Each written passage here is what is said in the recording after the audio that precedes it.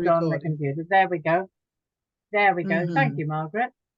Yeah, Okay, thank you. welcome to our session in Coffee Table Consciousness this evening about taking back your power, taking your power back, which is something that a lot of people, well, we tend to do that. We tend to give our power away to situations, to circumstances, to stuff that's going on outside of ourselves. And I'm going to go through certain things that I've kind of looked at that are quite important to in taking your power back.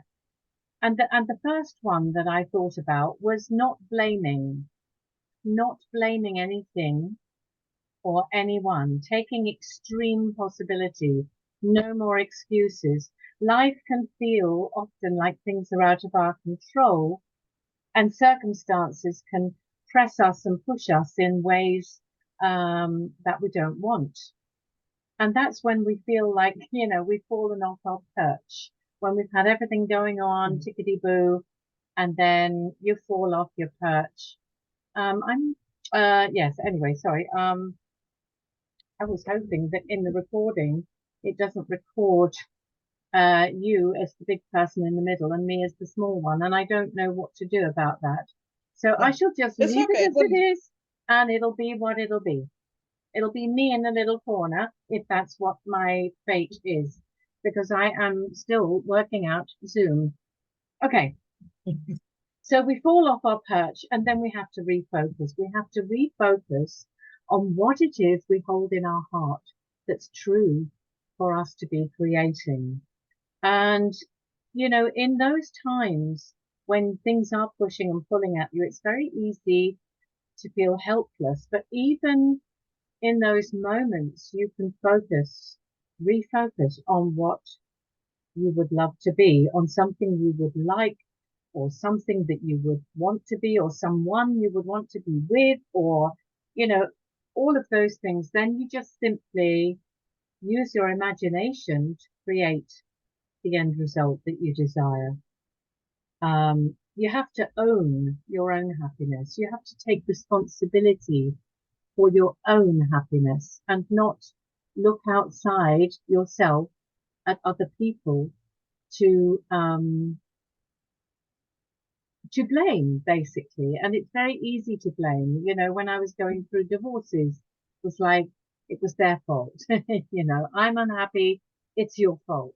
But actually, taking our power back means not going there and actually allowing yourself to take that responsibility for your own happiness. And shit happens. I mean, it does. But nevertheless, don't blame anyone else. And that's one of the main ways you can take your power back is by not blaming your society, not blaming the system, not blaming government, not blaming, economical circumstances, not blaming, anything out there. Because despite whatever is going on, when we're centered and we're in touch with our inner self, our higher self, we can remain neutral. And in that neutral state, we have the possibility then to be joyful even when things are not necessarily flowing. Mm-hmm. So that's the first one that I thought of. The second one about taking your power back, something you can do is you have the power to say no. Now, a lot of us are people pleasers. We run about doing stuff that good people do as a result of a belief about being unworthy. If you feel unworthy within yourself somewhere as a belief that you hold from your childhood, from a childhood wounding, which most of our beliefs come from there, um, it's hard. If you feel unworthy, it's hard to say no to somebody. And I'm kind of the expert at that because I've spent a large part of my life running around the world after either my daughter or my son or my granddaughter or family things. So I have had to learn to say no. So again, to take your power back, you've got to refocus on what you would love, which serves you, and actually, when someone else asks you for help, and it's something that you kind of don't really want to do, but you kind of think, oh, well, maybe I should. And you say yes, that might not be the thing that actually is going to serve them in their highest good. So if you say no to someone because that's what you would really like to say and that's what you feel is true for you, it actually could serve that other person because it means that they have to step up themselves. And that could be the thing Mm. that is really in their highest good at that moment. Yeah, you could be enabling them to take responsibility for themselves rather than hanging on to you. So eliminate the word maybe. You know, somebody wants you to help them and you think, oh, you feel pushed and pulled and you think, oh, well, maybe. No, eliminate the word maybe and make it either a hell yes, I will help you, or a hell no, I'm not going near it, you know? So I think that's a really good one, especially for I get the Enneagram muddled up a three, isn't it? The three that wants to run around helping people, I think. Mm. Anyway, something like that. The third one is not getting caught up in complaining. If you know, it's a waste of time, it's a waste of energy complaining when things don't work out right, complaining when things go wrong. Complaining only reinforces your own victim mentality, which is, you know, which we don't want to be victims. We've been trained by society, by the society we live in, to feel like a victim. But to take our power back, we have to uh, get rid of that victim mentality, really. And standing up for yourself doesn't mean to say you're complaining, you know. So standing up for yourself is really um is better than complaining. Complaining, like a lot of people complain about their jobs, they've been in it for this amount of years, they complain about their boss, they complain about the way other people are, and they never change the situation. They complain, but the complaining becomes a cycle. It's where they want to be. They want to be that person that just complains because and they're giving their power away constantly. So taking your power back, a good way to take your power back is to act rather than complain, is to take action, creating a change, refocusing on how you would love to be. Again, focusing on your imagination, in your imagination, focusing on your end result and not on the current reality. Always Mm. focusing on the end result. Complaining is just out and out negativity, really. And you know, you hear it in the street all the time, don't you? People talking at bus stops and whatnot, and they all seem to stand and complain to each other about whatever. It's sort of endemic. Is it endemic or Mm. epidemic in this world? It's an epidemic. It's a pandemic. Mm. Mm. Complaining. And then the next one I thought of was forgiveness, embracing forgiveness. The way people think about forgiveness is, you know, oh, somebody's been horrible to me. And so you tell the person that they've been horrible to you and they say, oh, I'm sorry, and you forgive them and you all live happily ever after. But forgiveness, first and foremost, is about forgiving yourself because we 100% create our own reality. And This is absolutely, what's the word? It's science. It's actually quantum physics because we're creatures, beings made of vibration and frequency. We are light beings. We're projecting vibrational frequency all the time. And what frequency we give out is what we're going to attract back to us all the time, 100%. And whatever you look for, you will find. Whatever you look for, you will find. So when something is going wrong, forgiveness is first and foremost important to give to yourself because you're creating everything in your life. So you forgive yourself. And once you've forgiven yourself for your perceived shortcomings, for the things that you haven't done the way you feel like you should have done or the way you wanted to do, others' shortcomings will not bother you. When you've got that, when you've arrived at that neutral position within yourself, you will not be triggered by other people's shit, basically, you know? And it's natural for us all to be triggered from time to time. But these triggers are just telling us about ourselves. And the person who's triggering you is reflecting something about yourself to you. So taking your power back involves going within and maybe doing a genius alignment process or something like that. People never do things to you. You invite it into your life through your own vibration.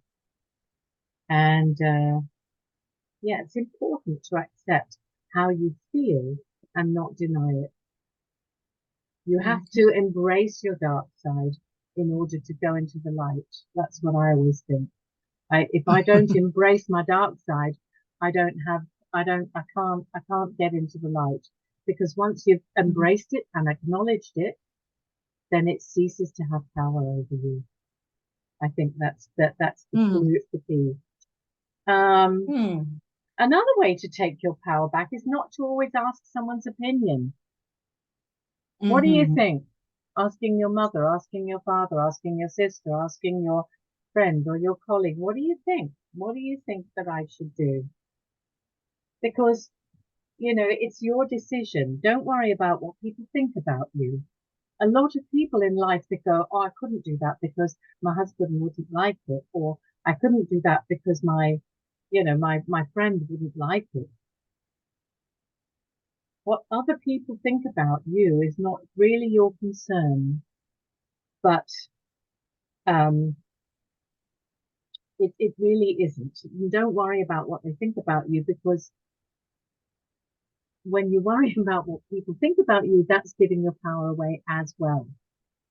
That's where you're giving your power away. What will they think if I let my hair down and go crazy? What will they think? What will they think of me? It's none of your business what people think about you because everyone is viewing somebody else's life through the distortion of their own beliefs, through the veil that we are covered in of our own assumptions and beliefs about life. So that's another one. That's a really good one. And you know, their opinion is something they can hold if you want, but it really doesn't matter to you at all. They can think whatever they like. Could I interject? I mean, is it possible to interject, or is it? Absolutely. Yes, Interject, Margaret. Please do. Yes, please. I mean, yes. I mean, I'm hearing you listen all about taking the power back, and yes, you know, from the first one to where we are at the moment. Yeah, these things are very, very important. And just as you're saying, really, it's more to do with yourself and that inner awareness of who you truly are, your self-worth, your values. Yeah. So for me, because this is where I'm with my life, I know you know a bit about my story as I shared, you know, in Natural Success, etc. So going through all that darkness, yes, there is light in the darkness and how we can obtain power in the darkness also. Yes. etc. This is another thing I, become aware through my own personal experiences, my Yeah. transformation, the way I Yes. choose to look at life. And just as we know, we have multiple choices of how we react to whatever comes into our path.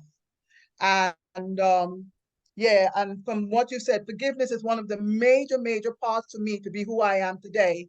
Because I could have been continually being a victim to my traumas, but I choose to create my life as it is, with imagination, with that source of awareness and mindfulness and attitude. Mm, That's why I feel, yes, the mm, power is all within ourselves, but yeah. unconsciously we gave it away, just as you said. So forgiveness is one of the most precious seeds for me to be who I am and where I am today, etc. So Brilliant. you Me did too. point out some really powerful things, Mm, focus on what you want. I use a terminology, and I think I may have used it. I'm being selfish. There is two sides of selfish. Healthy selfishness and unhealthy selfishness. And the healthy selfishness is owing all the values, the treasures in yourself first and ex sharing the overflow with others. Putting that first. Yes, I agree with Yeah. you. I agree Yeah. with you So those are the things. entirely. So those are Yeah. the things. Yeah. Yeah. Mhm. So I've got a few more. So another one I thought of is not to be afraid. Don't be afraid of standing out, which you are not. I feel like you are not afraid of standing out because some people want to kind of, the path of least resistance.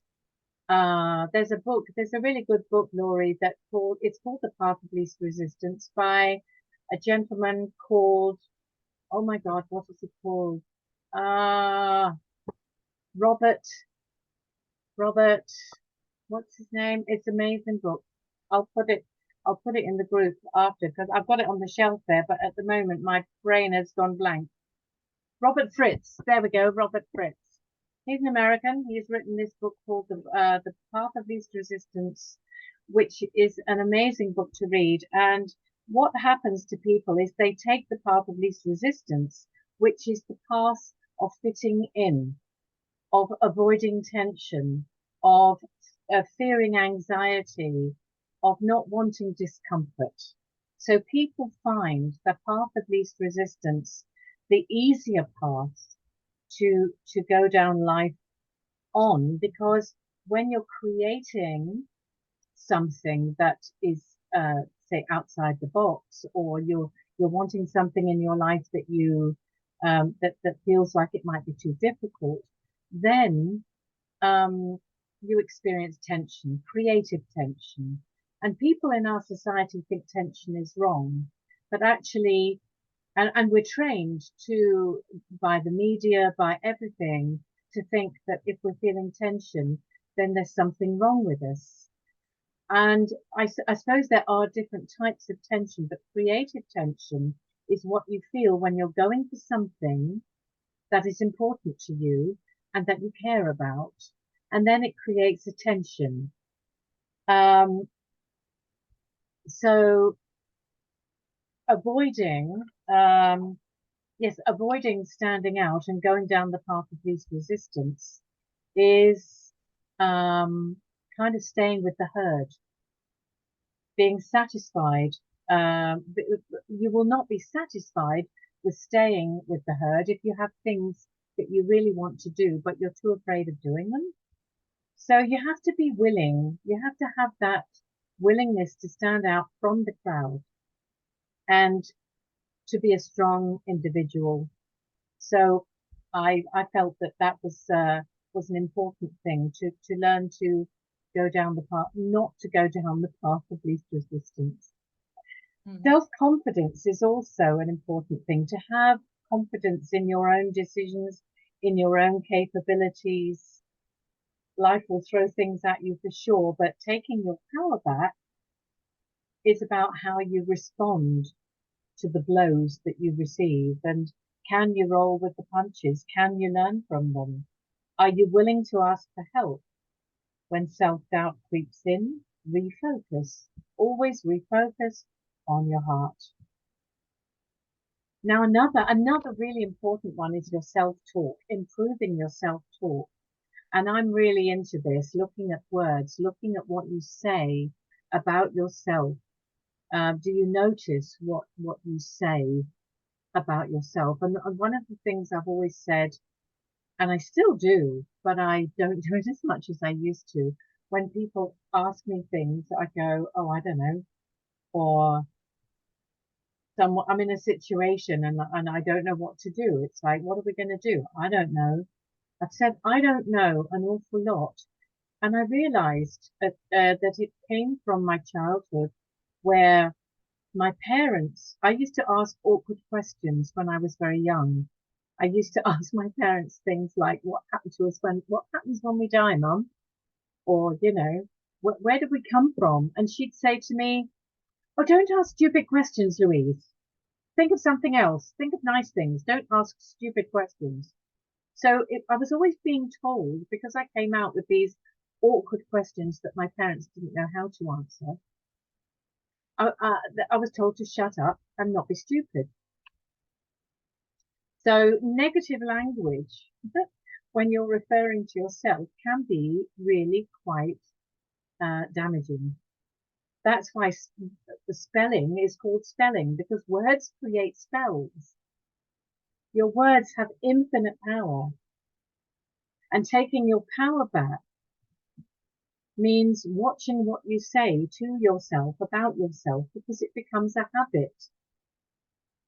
And, I might say, oh, I'm so stupid, I shouldn't have done that. Or I can't do this. I can't do X, Y, Z. Why would anyone love me? You hear people saying, oh God, I'm rubbish at doing that. And this is what I always do. This is just who I am. And it's like constantly undermining yourself. You're clipping your own wings. So use softer language. You think, oh yes, I've made a mistake. But that's okay. People make mistakes. I can't do this, but I'll find a way to do it. I can't do it at the moment, but I can probably find a way to do it. I can probably find a way to somebody to help me. I'm worthy of love. I just haven't found the right person yet. Not, oh, I'm useless because I can't attract anyone into my life. We all deserve words of love and kindness, and we deserve them from ourselves, first and foremost. Other people's opinions don't really matter, but our words of love and kindness to ourselves is really important. And it's something I think that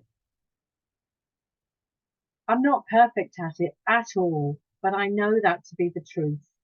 It resonates with me. My intuition tells me this is true. And, mental dieting is something that I learned about from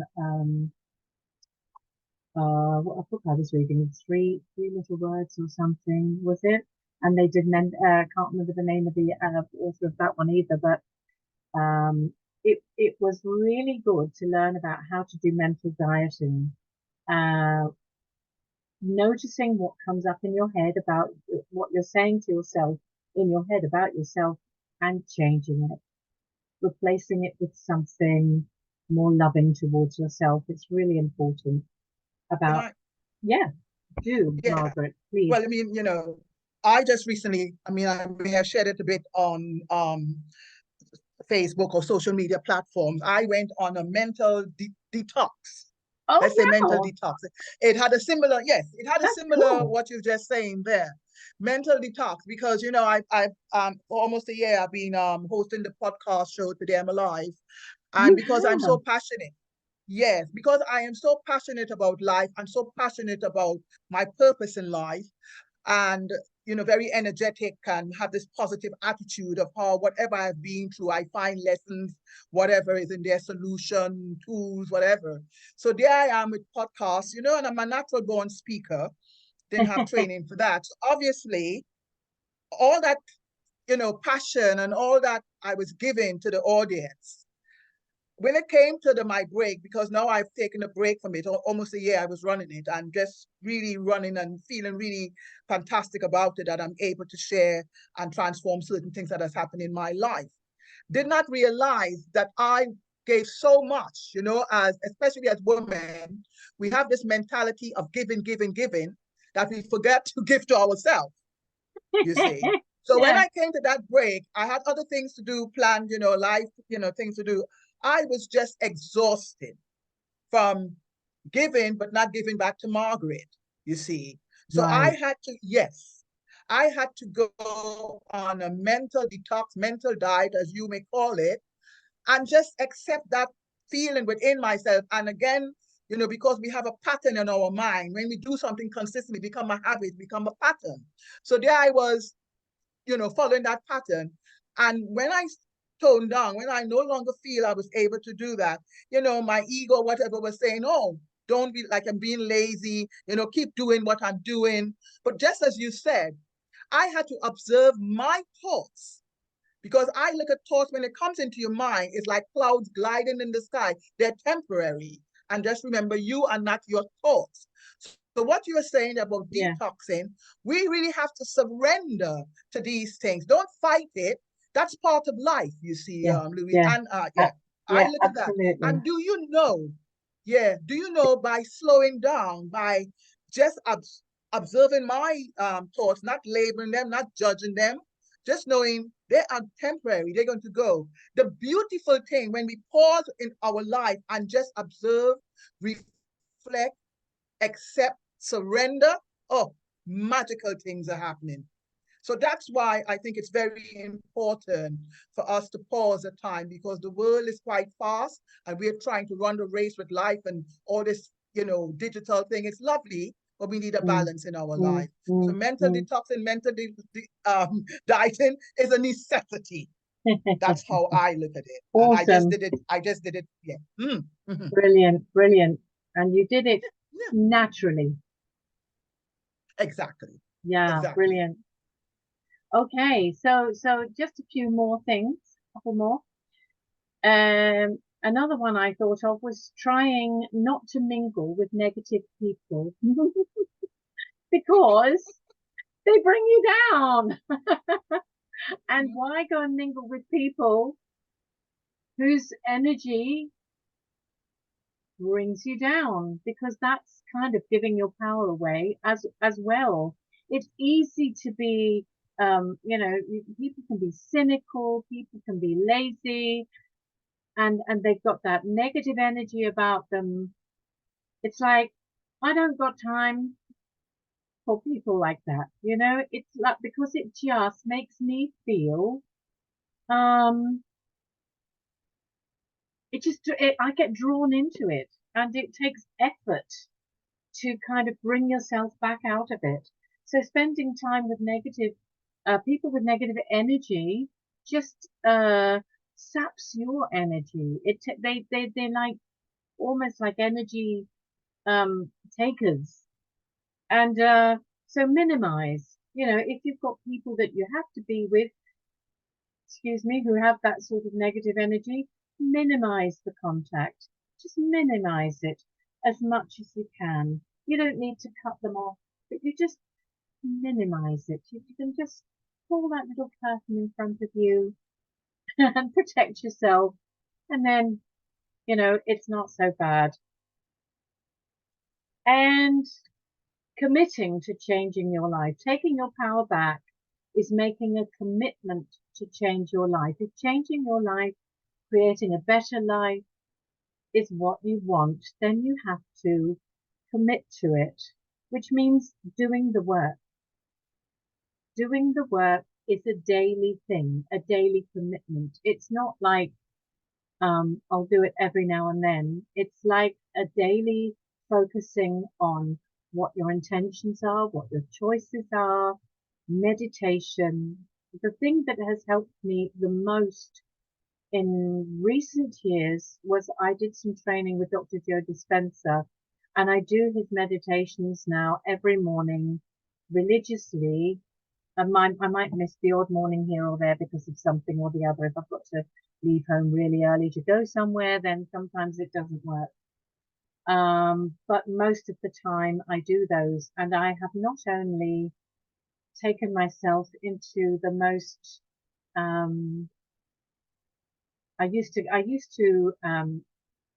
get a little bit anxious occasionally. I used to get anxious, fearful about things. I don't get that anymore. I don't get any of that. I used to have IBS.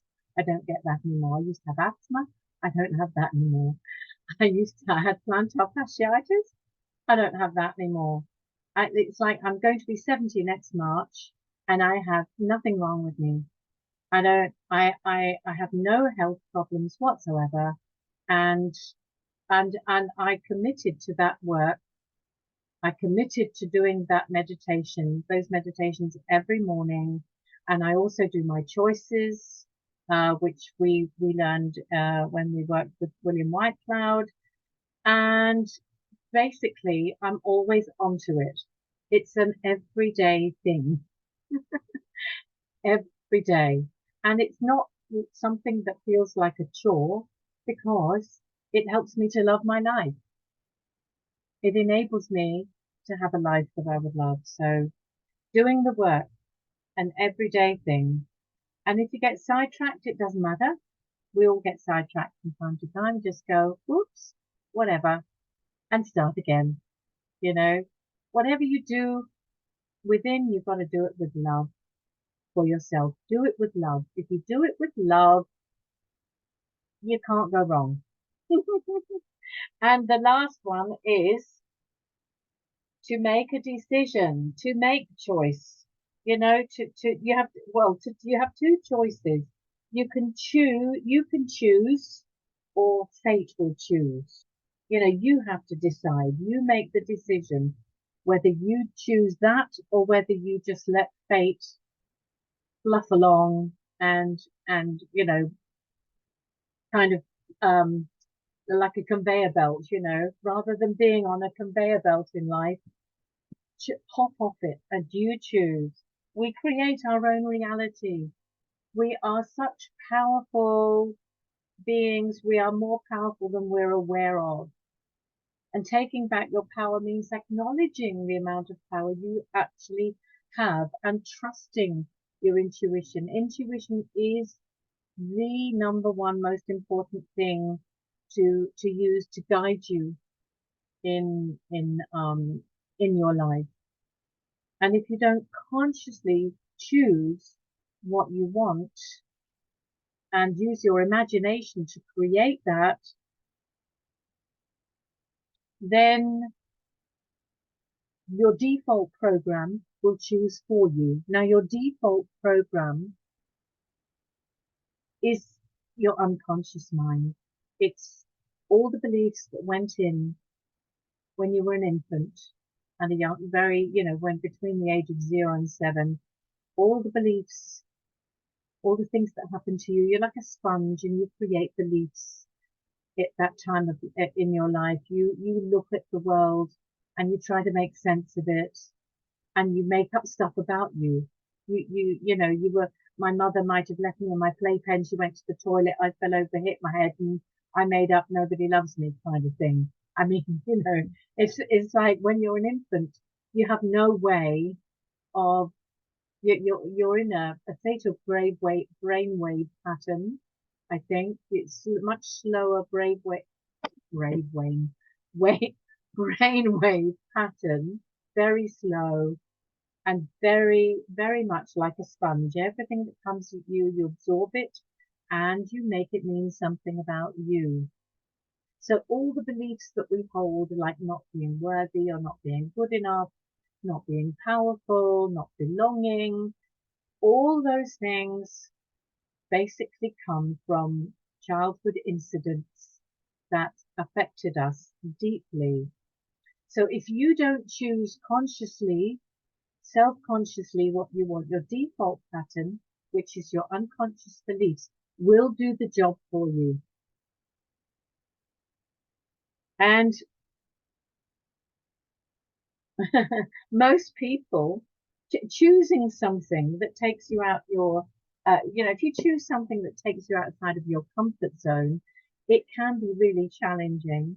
It creates tension. And as I was saying before, most people want a tension-free life in our society. They, you know, they don't want to experience tension, but creative tension is good.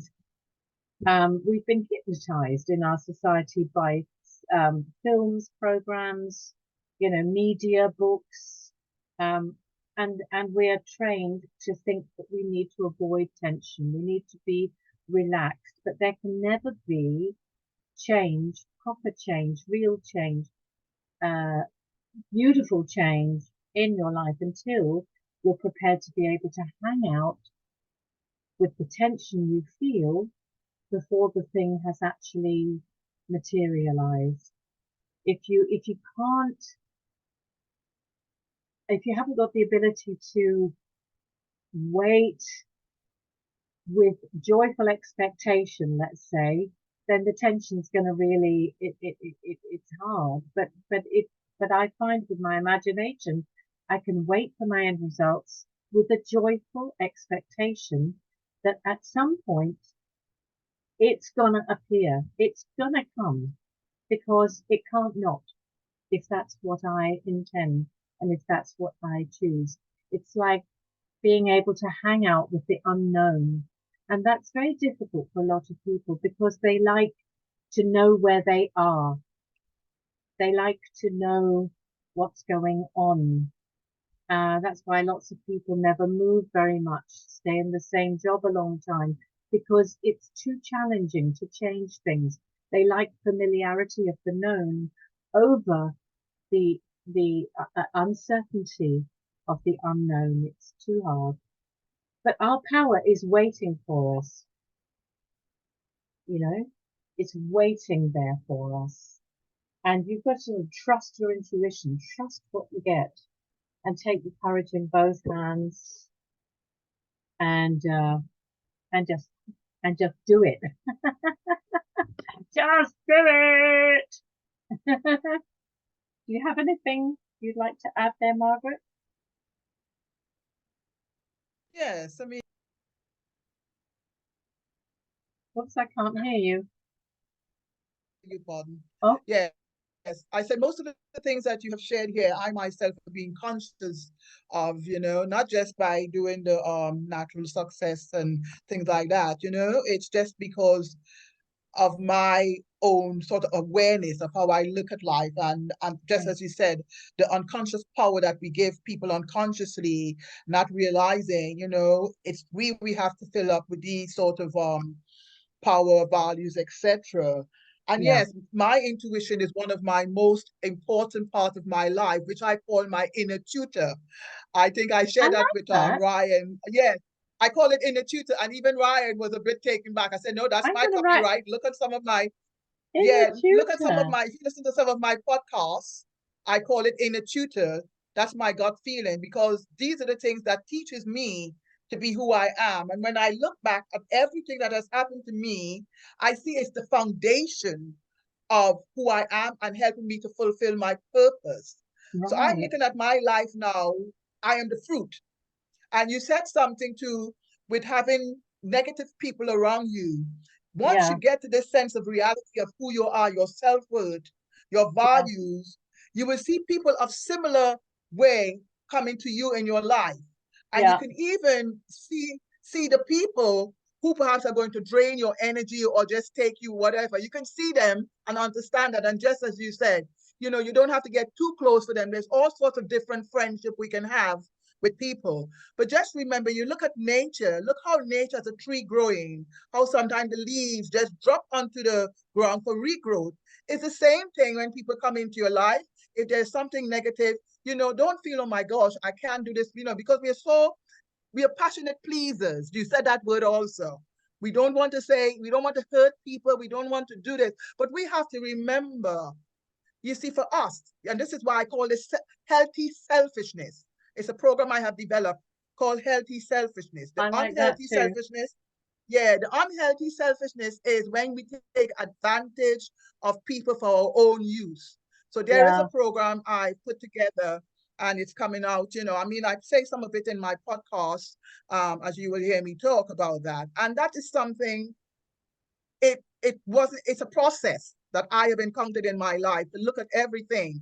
And that's why I have the power, I have the passion, I have the imagination, I have determination and the intention of just keep on being in this moment of present in my life. Whatever comes in my life is to help me for spiritual growth and personal growth. That's where it is. And the great thing about spiritual growth and personal growth, whatever we do to improve ourselves actually benefits the whole of the rest of the world, because we can only Exactly. change the world by changing ourselves on the inside. And that's how That's change right. is made. That's right. The reason why things don't work in this world very well is because everybody, especially all our politicians, are people who are not awake, who are not aware, and they are trying to make changes by looking out there and changing things out there, which is completely wrong. We need to change our own inside our own selves. We need to achieve that state of oneness, of equanimity, Mhm. of being tuned in, and that way the world will change. So whatever Mhm. we do to actually improve ourselves and help the light from ourselves to shine into the world, it goes out and it affects people around us. It Mhm. affects everyone even people we walk past in the street. It's going to Mhm. affect them. Yeah. It's absolutely not a selfish thing to do. It is actually the most giving and the most powerful thing that we can do for everything on this planet. Yeah. Totally. Because I believe we are light. We are light. That's what it is. We are light, and how we can shine and become We beacons are. of light for other people. That's a very positive, passionate thing that I have become aware during my journey in this lifetime. And there is another thing you said, people sometimes find it very difficult to come out of their comfort zone. But Mm, do you know, the one we come out of that comfort, the unknown, and that's the unknown, because people get very comfortable in whatever they're doing, and they're so scared of fear, because fear is part of the human being too, but it's how yes. we interact with fear. So I've always said the unknown is whatever you're searching for is in the unknown. You see, Yes. whatever That's we are right. searching for is in the unknown. So once you step foot out there and you're like, oh, you're scared, oh my gosh, this is unfamiliar to me. I mean, I have done it so many times with myself. I mean, six in my family. I'm the most courageous one to fly out of that nest I from at a love very that. young age. I did You too. see, I flew out from the nest with the courage, going on to the unknown, living in New York City in my teens because Wow. something wasn't right in my family. So you Yeah. see, so this is why I said stepping out of the unknown. Yes, I was scared. There was all these different paths for me to take. There was drugs, there was prostitution, there was, because I have this courageous, passionate determination to say, I'm going to make my life better, not bitter. You see, That's that's another fantastic, thing. Margaret. Yeah. Better, not bitter. I've written about those things. I've written about that. It's been published. I love it. those, I love those it. I'm things, making yeah, notes. those things I've Better, been, not yeah. bitter. I Mhm. love that. I love it. Thank Yeah, I've you. written about it and I've spoken about it. Yeah, I've spoken about Brilliant. those things. Yeah. Brilliant. Brilliant. So, So so that's me.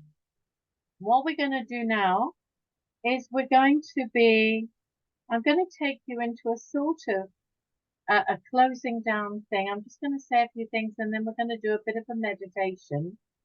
And I've got some notes here that I wrote. Most of us um, have been trained to be in societies that we live in. We've been trained to be practical, rational, and do what we think we need to do in order to survive. But we've not been taught to do what makes our hearts sing. In schools, children are taught to toe the line, tick the right boxes, but we're not taught to use our imagination. I was never, when I was a kid, your imagination was just something that like, oh, she's off in her imagination, oh, are you going in a minute? Oh, you've gone. No, you're going in a minute. Okay, cool. No problem. Um, what was I saying? Oh yeah, using your imagination. My parents used to poo-poo my imagination and say, oh, it's just wishful thinking. It's going into a fantasy world, but it's not real. But in fact, our imagination is the most powerful tool we have for transformation. And use your imagination to actually imagine what you would love to do, whatever it is you think you would love to do. You use your imagination to flesh it out. You use your imagination to flesh it out to the point where you feel your future before your future's happened. You're in your future already. And I just want you to just to finish up with, just close your eyes for a minute, for a few minutes. If you have to go, Margaret, don't worry. No, it's okay. And just breathe, just close your eyes and breathe and let yourself breathe deeply down into your belly. I hope you're okay, Laurie. Just breathing, being comfortable and breathing into your belly, breathing deep, breathing and just letting your mind be still, just stilling your mind and going into the void,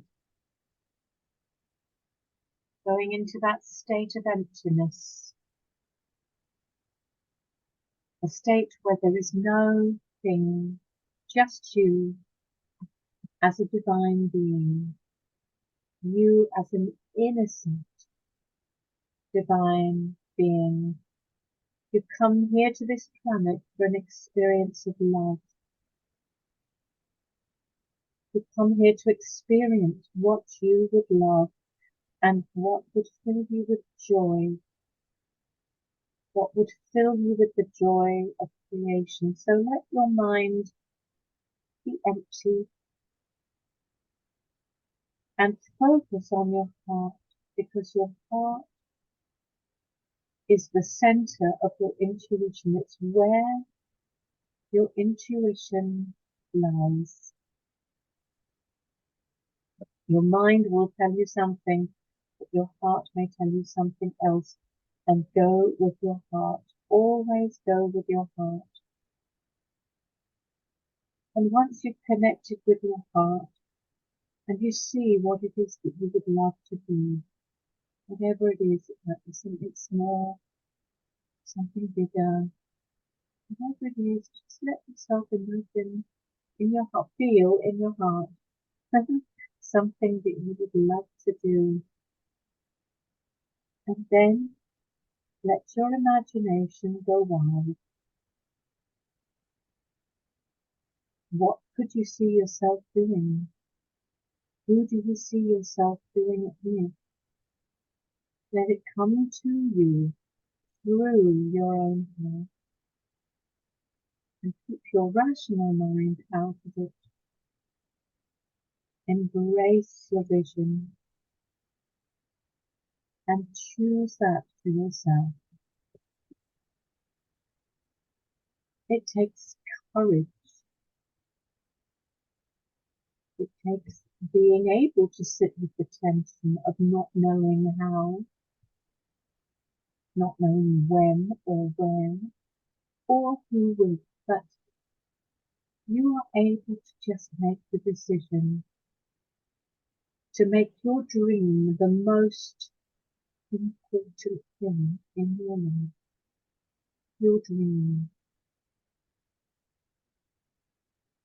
Focus on it every day with love, with joy, and with conviction, and with an unshakable determination. And feel how you would feel if it were already present in your life. Feel the joy now. Feel the gratitude now.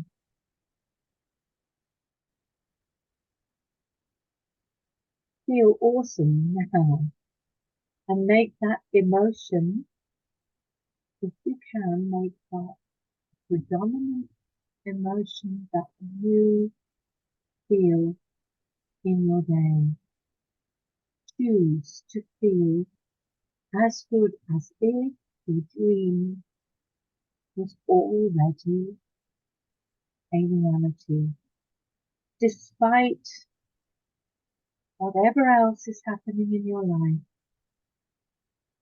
It doesn't mean that you have to ignore the fact that shit might be going down. We have to acknowledge our dark side. We have to accept that that is our current reality, but then we focus on that light at the end of the tunnel. We focus on that joy, that gratitude, that overwhelming pleasure of having your end results manifest in your life. Always refocus on the light at the end of the tunnel. And I'm telling this to myself as much as I'm telling you, because our unconscious rose up, has a tendency to throw up little things in our lives, bigger things in our lives, tricky things in our lives that we have to deal with, and it tries to trick us into feeling like we are victims of our circumstances. It tries to divert me into not following my heart's dream. But beliefs create reality which reinforce the belief, and we say, see, I told you I wouldn't be able to do that. We have to just push that to one side. Take your power back. Take your power back. And always focus on that light at the end of the tunnel. Defining yourself as powerful. Defining yourself as joyful. Defining yourself as grateful. And that's about it. And I would just like to say before I finish, from September, I'm offering a very powerful process to people, a genius alignment process, which helps to heal your woundings from your held within you from your childhood. It doesn't help. It heals those woundings from your childhood so that we can get back to manifesting our true genius in the world. So it resolves conflicts, heals the situation, and clears your pathway forward into be able to doing more of what you would love. And I'm going to put a little thing about it in the group as well. These sessions will be just one-offs whenever you feel like you need, a top up or another intuitive person to be with you. And they're not going to be expensive. They're only going to be £40. And I've decided that I would like to do whatever I can to help to serve in this community, to help people out. So that's about it. We finished a bit earlier than normal, but I think that's worked out well for you. Yes, 10 minutes. I have a chatting group that I belong to, so I'm off now. So all the best, Laurie and Louise, yes, thank you very much. Thank you very much for coming, Laurie and Margaret. Lots of love to you both. Okay. And onwards and upwards. Namaste. Namaste. Thank you. Bye-bye.